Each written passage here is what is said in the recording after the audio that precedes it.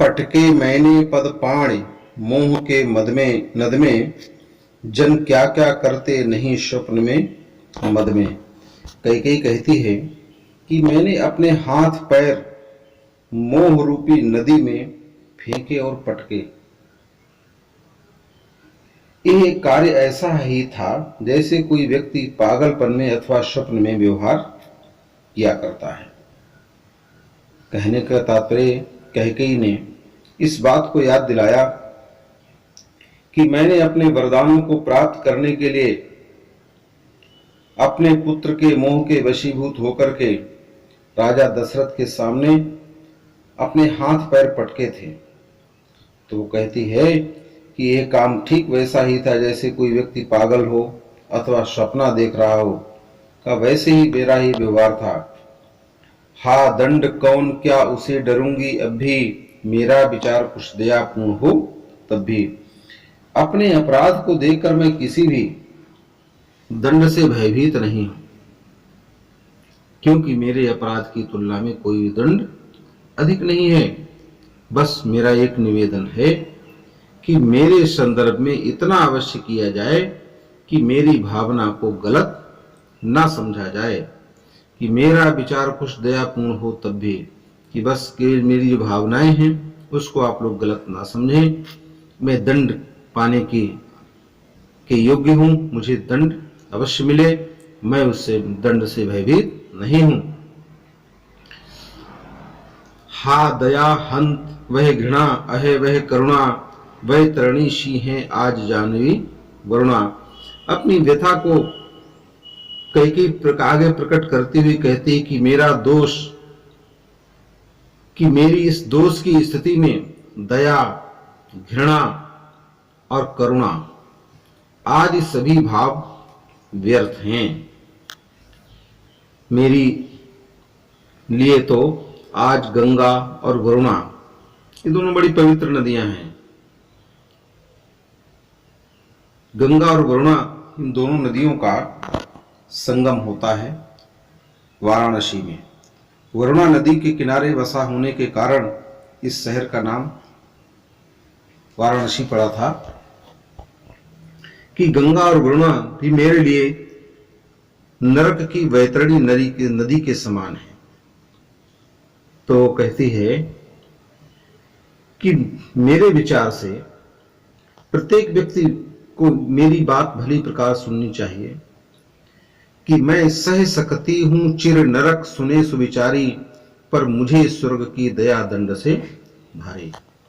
कि मैं चिरकाल तक, लंबे कालखंड तक नरक की पीड़ा सहन कर सकती हूं, किंतु यदि स्वर्ग की दया मेरे ऊपर की जाए तो वह नरक के दंड से भी मेरे लिए कठोर होगी। अर्थात मुझे कठोर से कठोर दंड दिया जाए, मेरे ऊपर किसी भी प्रकार की कोई दया न की जाए। लेकर अपना एक पुलिस कठोर कलेजा, मैंने इसके ही लिए तुम्हें वन भेजा। हे राम, मैंने अपने हृदय को वज्र से भी अधिक कठोर करके तुम्हें वनवास भेजा था।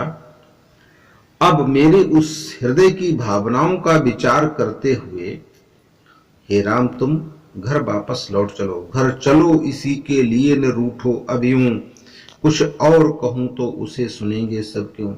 तो कैकेयी कहती, मैं उसी कठोर हृदय के लिए की दुहाई देकर के मैं आपसे निवेदन करती हूं कि अब आप मुझसे रूठिए नहीं, अब इस हृदय के लिए ही अब वापस घर लौट चलो, अब और अधिक ना रूठो। इसके अतिरिक्त यदि मैं कुछ और कहूंगी तो भला मेरी बात का कोई विश्वास क्यों करेगा। मुझको यह प्यारा और इसे तुम प्यारे, मेरे दुगने प्रिय रहो न मुझसे न्यारे। कैकेयी कहती है राम, ये भरत मुझे अत्यंत प्रिय है और इस भरत को तुम अत्यंत प्रिय हो। इस प्रकार तुम मेरे लिए दुगने प्यारे हो, दुगने प्रिय हो, इसलिए तुम किसी भी प्रकार मुझसे अलग रहने का विचार ना करो। मैं इसे न जानूं किंतु जानते हो तुम, अपने से पहले इसे मानते हो तुम। मैं इस भरत के गुणों के विषय में जानूं या ना जानूं, लेकिन हे राम, तुम इससे भली भांति परिचित हो। तुम इसे अपने से भी अधिक प्यार करते हो। स्वयं भोजन करने से पहले स्वयं इसे भोजन कराते हो। इसके सुख दुख की सदैव चिंता करते हो। इसलिए तुम दोनों भाइयों में जैसा प्रगाढ़ प्रेम है वह सबके सम्मुख है, सब लोग उसको जानते हैं। तुम भ्राताओं का प्रेम परस्पर जैसा यदि वह सब पर यूं प्रकट हुआ है, वैसा ही तुम भाइयों के बीच में जिस प्रकार का प्रेम संबंध सभी के समक्ष प्रकट हुआ है, कहा वैसा हर कोई उसके बारे में जानता है। तो पाप दोष भी पुण्य तोष है मेरा, मैं रहूं पंकिला परम पद्म कोश है मेरा। कई कई कहती है कि मेरे पाप का दोष भी पूर्ण के संतोष में बदल गया, कि तुम दोनों भाइयों के प्रेम को देख करके मेरा जो पाप दोष है वह आज कैसा हो गया, पूर्ण, जैसे मुझे पता नहीं जन्म जन्मांतर का पुण्य प्राप्त हो गया हो, ऐसा संतोष मुझे प्राप्त हुआ है। और मुझे इस बात का भी संतोष है कि मैं रहूं पंकिला, पंक कहते हैं कीचड़, कि मैं स्वयं कीचड़ के समान हूं, किंतु मेरी कोख में कमल के समान निर्मल भरत जैसा कमल कोश पुत्र उत्पन्न हुआ है। कि जैसे कीचड़ में ही कमल खिला करता है, तो कहा कि मैं स्वयं कीचड़ के समान हूं, मुझमें दोष ही दोष हैं, लेकिन मेरी इसी कोख से कमल के समान मेरे पुत्र भरत ने जन्म लिया है। आगत ज्ञानी जन उच्च भाल ले लेकर समझावेंगे तुमको अतुल युक्तियां देकर।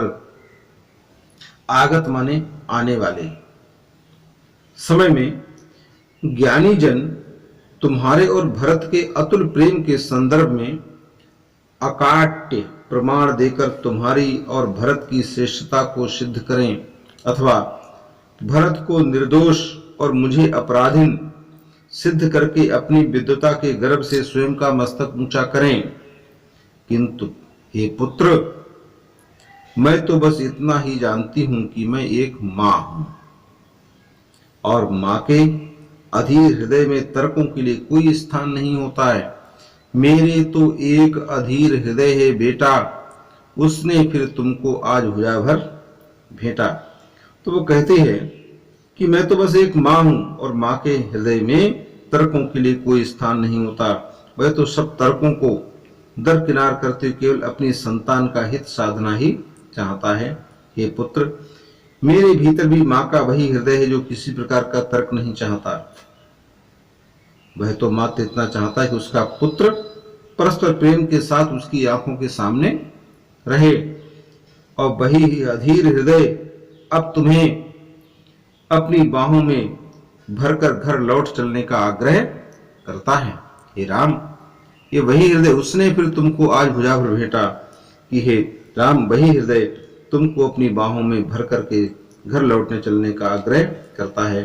कई कई के कहने का तात्पर्य है कि मेरे हृदय को यह नहीं पता कि अपराध किसका था, मैं दोषी हूं अथवा नहीं। वह तो केवल यही चाहता है कि हे राम, कि तुम एक पल के लिए भी मेरी गोद अर्थात स्नेह से दूर ना हो। अतः बिना कोई तर्क किए अब तुम घर वापस अयोध्या लौट चलो।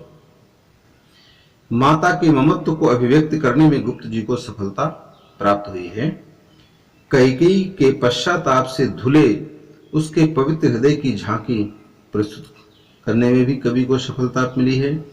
यहाँ कैकेयी के चरित्र को उज्जवल बनाकर माता के हृदय की पवित्रता को बनाए रखने में उनका ये प्रयास प्रशंसनीय है। इसमें भी भाषा साहित्यिक खड़ी बोली है, अनुप्रास, पुनरुक्ति, प्रकाश इत्यादि अलंकार हैं, रस वात्सल्य है, गुण प्रसाद है, शब्द शक्ति अविधा है। इन समस्त पंक्तियों का आप भली प्रकार से अध्ययन करें, और आपके लिए जो इन पद्यांशों पर आधारित प्रश्नोत्तर परीक्षा में आते हैं को प्रश्नोत्तर आपके लिए अलग से संलग्न किए जाएंगे। आप उनका अपनी कॉपी पर लेखन कार्य अवश्य करें।